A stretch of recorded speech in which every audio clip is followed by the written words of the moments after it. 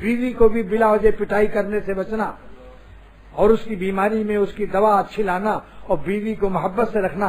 اتنا بیوی کو محبت سے رکھے کہ بیوی کو اپنے ماں باپ بھی کم یاد آنے لگے.